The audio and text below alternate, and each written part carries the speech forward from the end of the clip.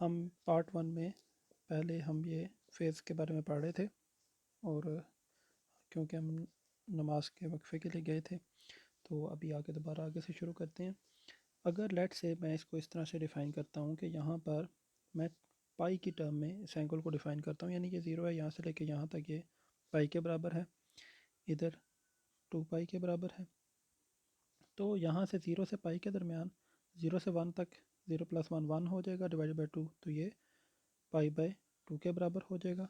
यहाँ पाई से 2 तक ये टोटल 3 हो जाएगा, 3/2 टोटल क्या हो जाएगा हमारे पास 3/2 पाई हो जाएगा। इस तरह से 2 पाई के बाद यहाँ पर हमारे पास 3 पाई आएगा, 3 + 2 5 और 5/, क्योंकि टोटल का हाफ है तो ये एवरेज कर रहा हूँ मैं, दोनों को ऐड करके डिवाइडेड बाई 2 कर रहा हूँ तो 2 पाई हो जाएगा। ये जो तमाम लोकेशन है मेरे पास ये इस पर। अब मैं थीटा की टर्म में डिफ़ाइन करता हूँ, यानी मैंने कह दिया है कि ये 0 से स्टार्ट होता है और ये पूरी की पूरी जो ऑसिलेशन कंप्लीट करता है 1 राउंड ट्रिप 2 पाई पे मुकम्मल करता है। तो अगर ये एट पॉइंट ओ हो तो हम ये लिखते हैं एट पॉइंट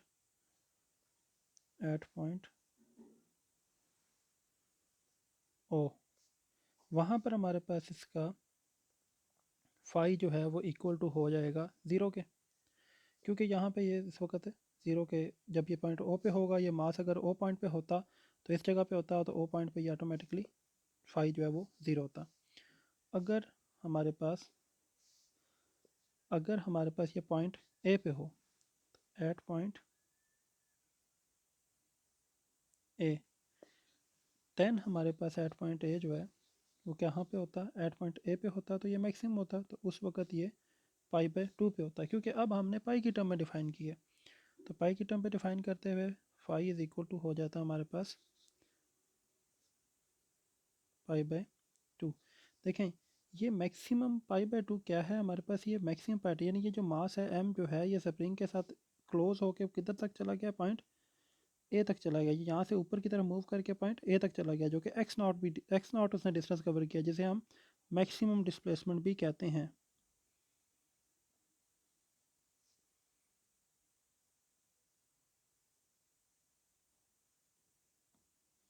जो कि एम्पलीट्यूड भी कहा जाता है।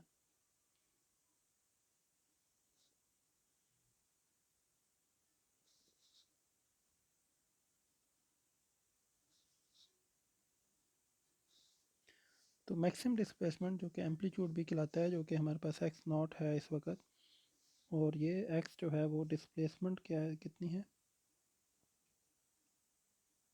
वो एक्स के बराबर है। डिस्प्लेसमेंट हमारे पास एक्स के बराबर है, और मैक्सिमम डिस्प्लेसमेंट जो कि जहाँ तक वो जा सकता है वो पॉइंट ए तक, वो एम्पलीट्यूड के बराबर, जो कि एक्स नॉट है।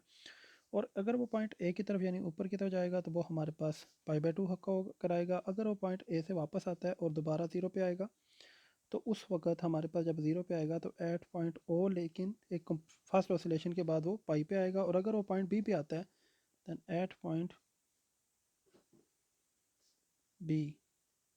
बी फाई किसके बराबर हो जाएगा, फाई इक्वल टू हो जाएगा एट पॉइंट बी 3/2 पाई के। तो देखें बच्चों, यहाँ पर हमारे पास पोजीशन भी डिफाइन हो रही है एंड डिस्प्लेसमेंट भी डिफाइन हो रही है कि पोजीशन इसकी क्या है, किस लोकेशन पर है, और डिस्प्लेसमेंट मीन पॉइंट से किधर है और किस तरफ का डायरेक्शन भी डिफाइन हो रही है। पोजीशन, डायरेक्शन एंड डिस्प्लेसमेंट के इसकी डायरेक्शन क्या है कि किस तरफ है, पॉइंट ए की तरफ है या पॉइंट बी की तरफ है। तो ये हमें जो है वो फाई जो है, जिसको हम फेज़ डिफरेंस का नाम देते हैं, ये हमें फेज़ जो है, बल्कि हमें इसे फेज़ का नाम देते हैं, फेज़ डिफरेंस अभी मैं कंपेयर करके आपको दोबारा एक्सप्लेन कर देता हूँ कि ये हमारे पास कहलाता है, ये हमारे पास फेज़ जो है वो कहलाता है फाई, और फेज़ जो है वो इस तरह से हम डिनोट करते हैं। अब इससे आगे हम चलते हैं और इसको समझते हैं कि फेज़ डिफरेंस में और फेज़ में क्या फ़र्क है।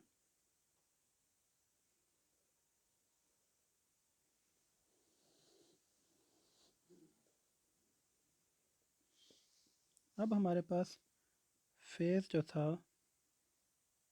वो था फाई के इक्वल, जो कि इक्वल था डिफरेंट पोजीशंस पे डिफरेंट वैल्यूज़ देता था, जो कि एट पॉइंट ए डिफरेंट था, एट पॉइंट बी डिफरेंट था, जो पॉइंट ओ डिफरेंट था। तो अब हमारे पास मिसाल के तौर पे at point P not phi, या यूँ कहते हैं कि थीटा जो है वो किसके बराबर है, फाई के।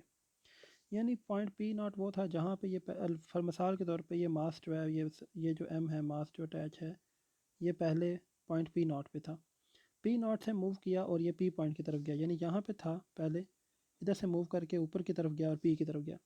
तो जब पॉइंट पी नॉट पे था तो पी नॉट से पॉइंट पी की तरफ गया, तो पहले अगर हमने इसको कहा था कि ये जो एंगल है वो फाई के बराबर है, तो अब इस एंगल में कुछ ना कुछ चेंजेस आई। वो जो चेंज आया वो हमारे पास ओमेगा टी के बराबर हो जाएगा एट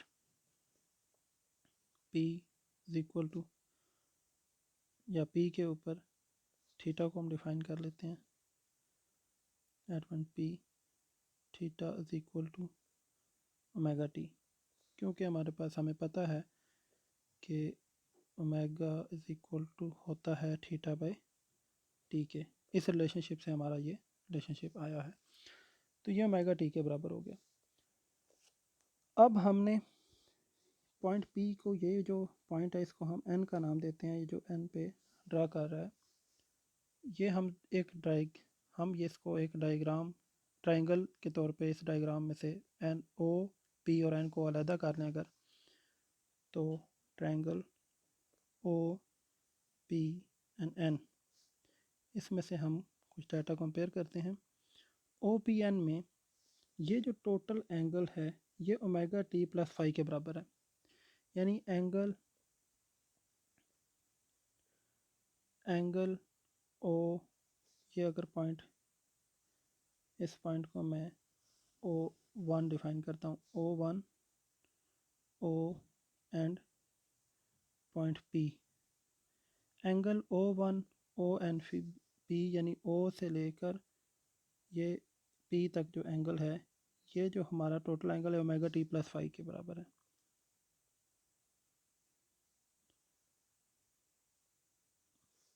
या हम ओमेगा टी प्लस फाई लिख सकते हैं।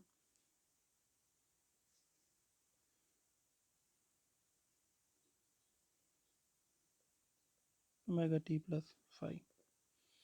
अब ये जो एंगल है ये ओमेगा टी प्लस फाई है, तो नोटिस किया जाए तो ये जो एंगल है अगर omega phi plus omega T या ओमेगा टी प्लस फाई के बराबर हो, तो ये एंगल भी, क्योंकि ये दोनों एंगल एक दूसरे के एडजेसेंट एंगल्स हैं, ये एक दूसरे के ऑपोजिट लाई करते हैं, दो पैरेलल लाइंस पे एक ही लाइन जो है वो एंगल बना रही है, तो ये दोनों एंगल, ये और एंगल ये फाई प्लस ओमेगा टी ही होंगे।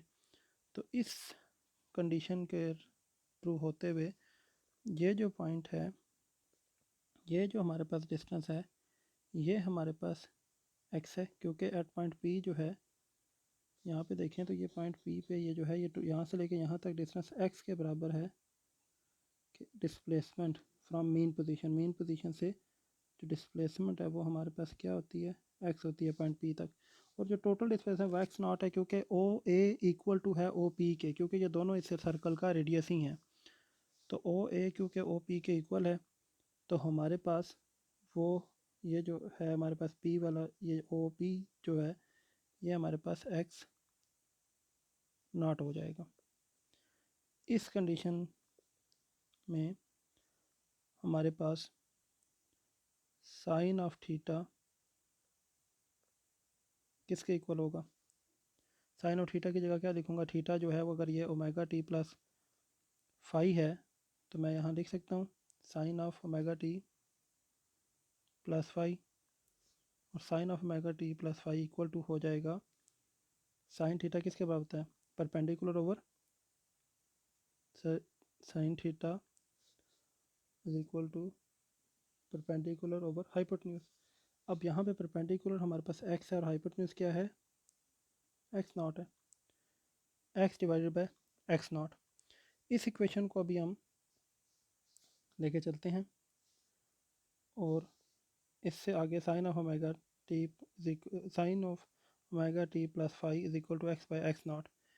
इस इक्वेशन को अगर हम यहाँ पे थोड़ा सा बोर्ड इरेज करके दोबारा से लिख लेते हैं,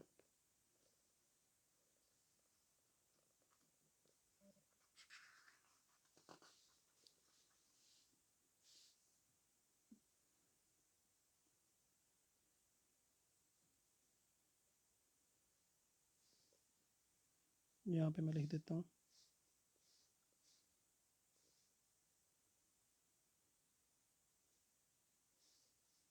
साइन ऑफ ओमेगा टी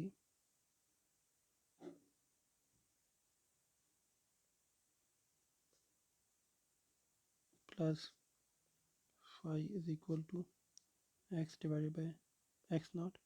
अब इसको यहाँ से मैं रेस कर लेता हूँ,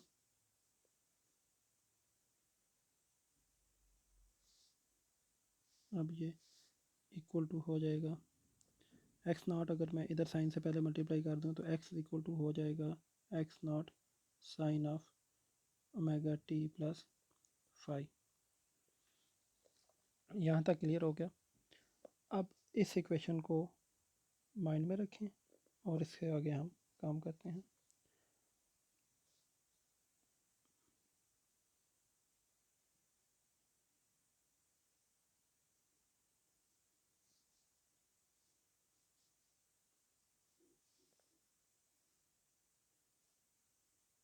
हमने अपना पहले वाला ग्राफ मेन पॉइंट से स्टार्ट किया था।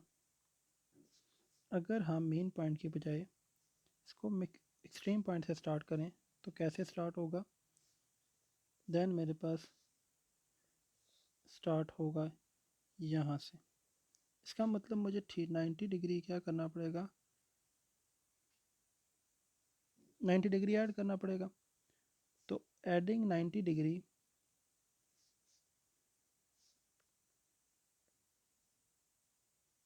मुझे ये ग्राफ गेट होता है। अगर मैं एक्सट्रीम पॉइंट से शुरू कराऊँ तो मैं x is equal to x naught sine of omega T plus phi. तो अगर मैं 90 डिग्री से स्टार्ट कराऊँ यानी मेन एक्सट्रीम पोजीशन से स्प्रिंग को मास को छोड़ूँ पॉइंट ए पे और उधर से शुरू कराऊँ तो मेरे पास ये फाई कितना हो जाएगा, ये 90 डिग्री हो जाएगा। तो जब ये मेरे पास 90 डिग्री हो जाएगा x is equal to x naught sine of omega T plus 90 degree आ जाएगा। जब मैं इधर 90 डिग्री पुट करूँगा तो हमें पता है ये तो थीटा की जगह पे था। हम एक मैथमेटिकली एक्सप्रेशन जानते हैं कि cos of theta is equal to होता है sine of theta plus 90 degree. इस इक्वेशन को यूज़ करते हुए हम क्या कर सकते हैं, x is equal to x naught cos of x equal to x naught cos of 90 degree ख़त्म हो जाएगा और इसकी जगह क्या आ जाएगा ओमेगा टी। ये हमारे पास रिलेशनशिप डिफाइन हो जाता है। यहाँ पर अगर हम पॉइंट एक्सट्रीम पॉइंट ए से शुरू करें, अब अगर कुछ पॉइंट के बाद दो ऑसिलेटर हैं, मिसाल के तौर पे आपके पास एक ऑसिलेटर है जो कि यहाँ से स्टार्ट ले रहे हैं, एक ऑसिलेटर है जो कि यहाँ से स्टार्ट ले रहे हैं। अब इन दोनों में कितना डिफरेंस है, ये डिफरेंस है 90 डिग्री का डिफरेंस है।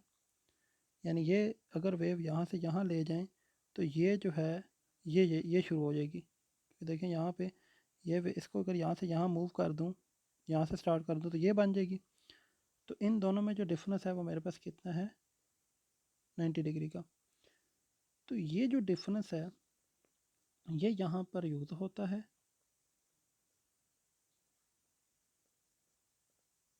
और इसकी मदद से हम अपने इक्वेशन में